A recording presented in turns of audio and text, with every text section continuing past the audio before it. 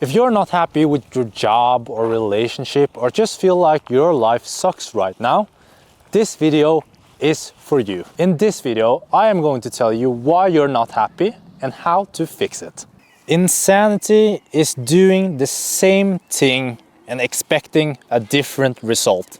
Albert Einstein. So if you're miserable right now, the first thing you should do is stop waiting around and take action at once. But you're probably feeding yourself excuses like, it is not quite the right time, or I am waiting for the universe to give me a sign first, hoping that the universe would over time magically resolve your pain. Listen, the universe doesn't care about your dreams. The universe doesn't give a shit that you haven't gotten laid in months. The universe doesn't give a flying fuck if you never get promoted again. That being said, the universe doesn't conspire against you, but the universe doesn't either go out of its way to line up the pins either. The conditions will never be perfect. The stars will never align. The best time to take action was yesterday. The second best time is today. But who am I? And why should you listen to me? I'm Tuan, a wannabe YouTuber. A couple years ago, I dropped out of my masters, ended my long-term relationship, and have been traveling and living in different countries around the world since. I don't own any houses, I don't have any fancy offices, and I certainly don't have any nagging misses. And honestly, this is the happiest I've ever been in my life. The reason for that is because this is the most my life have ever aligned with my values. I've been living in Bali until now, but I'm home in Norway now because I wanted to attend to my best friend's bachelor party, and also his wedding is in a couple of months. When I was in Bali, I didn't have a sip of alcohol for months because it didn't align with my values. I valued being active, feeling good, and also, most importantly, being productive. But at my best mate bachelor party, we went to Poland for 3 days, and it was the most alcohol I've ever consumed in a 72-hour span. You're probably thinking I'm a hypocrite because I just said I don't drink alcohol because it's bad for my health. Following your value isn't about an action being good or bad. It's not about the action, it's about following what matters most to you. When I'm in Bali, I value productivity, so I don't drink because of that. But when I'm home, I value catching up with my friends, so I drink because of that. I don't see alcohol neither as a bad thing or a good thing. It's about if it aligns with my values or not. So the real reason why you're miserable in some part or all part of your life right now is because you are following somebody else's value. You're either following your parents' value, your friends' values, or society's values instead of your own values. That's why you're miserable. Example, if you want to pursue something else that is more risky but something that you're more passionate about, like personal training, your parents would probably try to talk you out of it. Not because they don't believe you, but because they have different values. They grew up in a different time where there were a lot of uncertainties. They might grow up in poverty. They might grow up under a recession where there were a lot of unemployments. So they might value something like stability. But time have changed. There's not really that much to be afraid of anymore. The economy is constantly growing, so most people can return to the same position or job they already had. And chances are your values differs from your parents. You might value something else like finding purpose in your work or traveling or setting your own hours. Following somebody else's values is a sure path to being miserable. It's a harsh reality for many when they realize that their existence and their values doesn't add up. But it's very common that we chase goals that are set by society or others than ourselves. Like my old schoolmate Matt. Matt aimed to earn as much money as possible so he could prove himself to others because he wanted to compensate for his small penis. To be fair to old Matt, it's nice to have fancy watches, fancy clothes, and also access to lounge when you're traveling, but at what cost? Because I see so many people working themselves to the ground at jobs that they hate so they can buy things that they don't need to impress people that they don't really like? Does that make sense? I'm a huge advocate of letting people know that it's not worth it to not enjoy your life for a magic salary one day. A salary that might finally let you enjoy your life. It's not worth it because one, there's no guarantee that you have the possibility to enjoy yourself in the future. You can't take your IRA or your 401k to you in heaven. And the second reason is because finally doing what you want in your 60s and 70s won't be the same. Your body won't feel the same. You won't have the same freedom. You just won't enjoy it the same way as you would today. I love reminding my friends and family that we are only on this spinning rock that we call Earth for a very short interval. We should work to live. We shouldn't live to work. If you enjoy this type of content, remember to subscribe, and also shout out to James Smith. His audiobooks inspired me to make this video. I'm gonna leave links in the description to his audiobooks.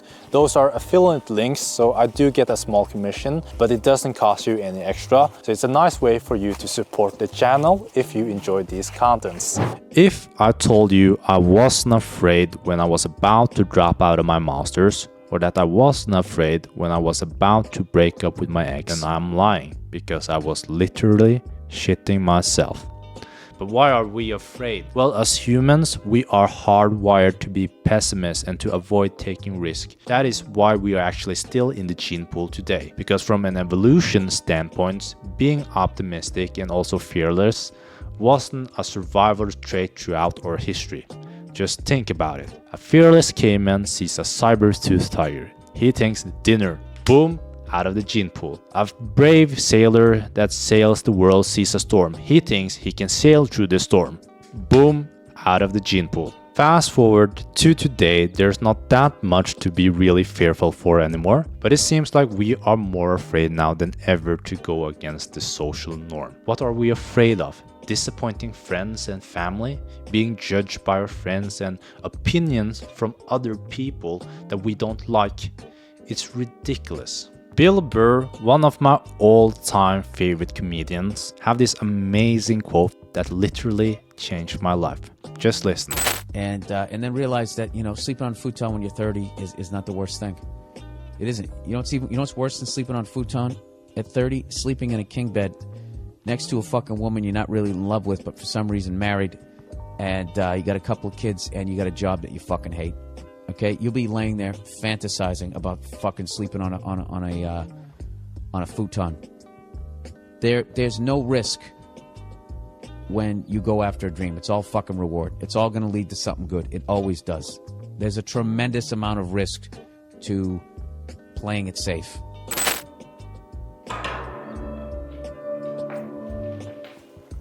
Screw it. Last week, I wasted a crazy amount of time, and regretfully so, on the last season on the Netflix series You. Honestly, in my opinion, after the first 2 seasons, the series sucked. But my excuse to continue watching it was because I have spent so much time already investing in the series. So I proceeded to waste even more time. And looking back at it, I was a victim to the sunk cost fallacy. The sunk cost fallacy is you sticking to something bad, or you are reluctant to abandon it due to what you have previously invested in it. I've seen so many relationships go on way too long before they ended it, and also so many investments rotten due to falling victim to the sunk cost fallacy. So my last relationship was a 2-year-long relationship, but only after the first year I kinda knew we weren't compatible.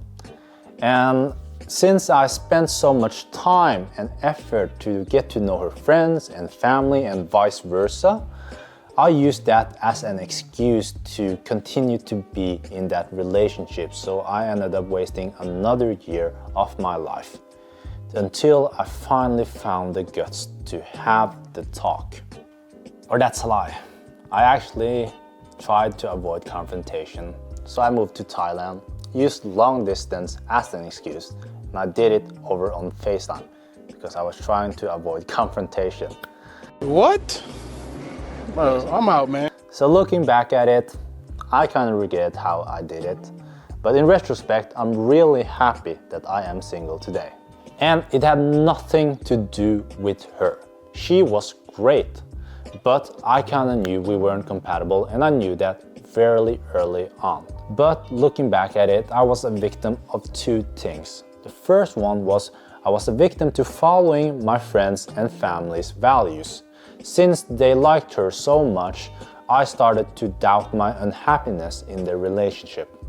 The second thing I was a victim to is the sunk cost fallacy. Since I spent so much time and effort to get to know her friends and vice versa, I didn't want that to go to waste.